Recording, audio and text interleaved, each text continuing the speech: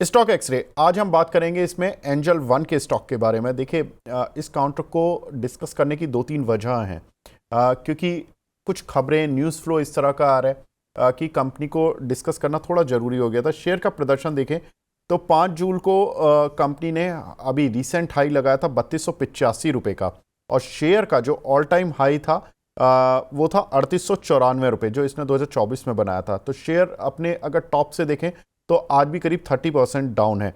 लेकिन ये पिटा क्यों? हाल में जो पिटाई हुई है इसकी 3285 रुपये के बाद, वो कारण क्या थे? देखिए, एक तो जेन स्ट्रीट मामला आया, उससे सारे ये सेंटीमेंट बिगड़ गया था इन सभी शेयरों का, BSE हो, CDSL हो, एंजल वन हो।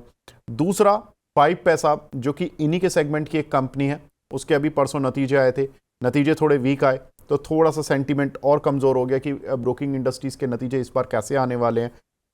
तीसरा, IPL में इन्होंने काफ़ी खर्चा किया तो उसका जो एक इम्पैक्ट है कि इनका जो एक्सपेंस है वो थोड़ा बढ़ गया। देखिए, IPL से डेफिनेटली जो फ़ायदा मिलता है वो ब्रांडिंग एडवर्टीजमेंट का मिलता है, लेकिन वो रेवेन्यू या प्रॉफिट में रिफ्लेक्ट होना चाहिए। अभी एज ऑफ नाउ चूंकि मार्केट का सेंटीमेंट वीक था तो थोड़ा सा वो रिफ्लेक्शन नहीं आ पा रहा है, तो खर्चा हो गया लेकिन अभी रेवेन्यू या प्रॉफिट में वो रिफ्लेक्ट नहीं हुआ, तो ये एक थोड़ा सा दिक्कत रही। चौथा, कि इस बार जो नतीजे आने वाले हैं वो कमज़ोर नतीजों की उम्मीद है। मार्केट ऐसा एक्सपेक्ट कर रहा है कि कंपनी का जो नतीजे आएंगे वो Q1 आए, कंपनी की करीब 23% गिर सकती है और प्रॉफिट करीब 60% तक गिर सकता है। तो ये कुछ एक कारण है जिसकी वजह से ये शेयर थोड़ा सा दबाव में दिखा है। जो 3285 जो जून से लेकर और जुलाई तक में अगर इस शेयर को देखोगे तो आप करीब 500 रुपये जो नीचे आया, ये कुछ रीजंस रहे हैं जिसकी वजह से ये काउंटर पिटा है।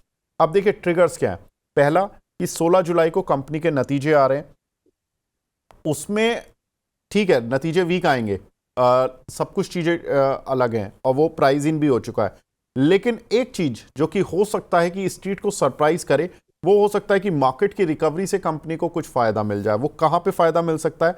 एक तो ग्रॉस क्लाइंट एडिशन स्टेबल है, वहाँ पर अगर कुछ पॉजिटिव कंपनी की कमेंट्री आ जाती है वहाँ पर फ़ायदा मिल सकता है। दूसरा, F&O रेगुलेशंस जो सुधारे हैं सेबी के नए चेयरमैन ने, उसके बाद से जो ब्रोकिंग इंडस्ट्री के लिए थोड़ा सा सुधार मिल सकता है, लेकिन ये लॉन्ग टर्म सुधार है तो जिसका फ़ायदा आपको लॉन्ग टर्म में ही कंपनी में आता हुआ दिखाई दे सकता है। तीसरा, कि जिस तरह से मार्केट में एक रिकवरी आई अप्रैल के लोस से, तो अप्रैल मई में जो इनकी MTF बुक है, MTF बुक मतलब कि जो मार्जिन ट्रेडिंग फैसिलिटीज़ देते हैं, उसकी जो बुक है वो थोड़ी सी संभली है, जिसकी वजह से कंपनी को आने वाले समय में थोड़ा सा और बेनिफिट मिल सकता है।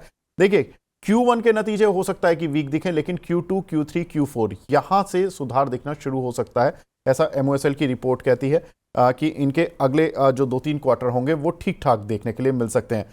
वैल्यूएशन क्या है? MOSL के एस्टिमेट्स कहते हैं कि FY 26-27 में कंपनी की जो एस्टिमेटेड EPS है वो 96.5 इस साल EPS रहेगी और नेक्स्ट ईयर करीब 155 रुपये 10 पैसे रहेगी। अगर हम 155 रुपये 10 पैसे को आधार मान के अभी के प्राइस पर डिस्काउंट करें तो करीब 17.5 के P मल्टीपल पर चल रहा है। MOSL तो कहते हैं कि इसको बाय डिप्स कहीं भी खरीदें, टारगेट 3400 रुपये का रहेगा। लेकिन अरुण सर से पूछ लेते हैं, इसका चार्ट स्ट्रक्चर और समझ लेते हैं। सर, रिजल्ट आने वाले हैं नेक्स्ट वीक में, काउंटर थोड़ा सा प्रेशर में भी रहा, बहुत सारे ट्रिगर्स मैंने आपके सामने भी बताए। क्या लगता है सर, एंजल वन पर आपकी राय? 2580 का एक स्टॉप लॉस होना चाहिए। बाकी फंडामेंटल्स तो इतना अट्रैक्टिव नहीं है, पर 2580 के नीचे जाएगा तो वीकनेस काफी बढ़ सकती है ओवरऑल स्टॉक में। तो 2580 का एक स्टॉप लॉस लगना चाहिए। अगर किसी ने ले रखा है, स्टॉप लॉस काफी दूर है पर स्टॉप लॉस उसी के आसपास बैठता है, तो 2580 का स्टॉप लॉस लगाए। इसका जो ओवरऑल ट्रेंड है वो भी पॉजिटिव है।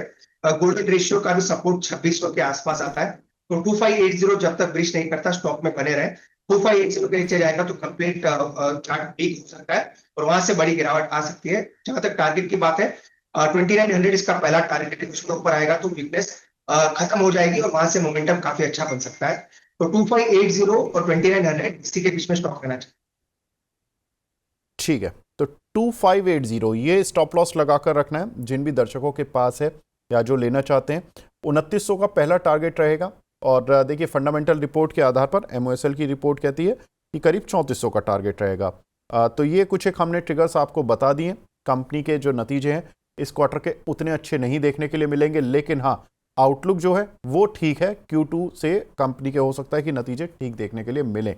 तो ये एंजल वन पे एक पूरा एनालिसिस हमने किया स्टॉक एक्सरे के जरिए, तो उम्मीद करते हैं कि आपको इससे फ़ायदा पहुंचेगा। अरुण सर, आप हमारे साथ जुड़े सर, बहुत बहुत शुक्रिया हमसे जुड़ने के लिए, अपना प्रीशियस टाइम देने के लिए। Thank you sir.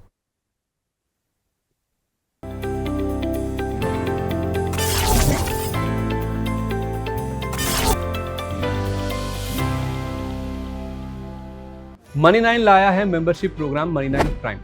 अब आपके दिमाग में कई सारे सवाल होंगे, मसलन आखिर क्या है ये मनी9 प्राइम, आपके लिए यानी दर्शकों के लिए इसके क्या फायदे हैं, और एक बड़ा सवाल ये कि मनी9 प्राइम से आखिर जुड़ना कैसे है। तो इसकी पूरी जानकारी हम आपको देने जा रहे हैं।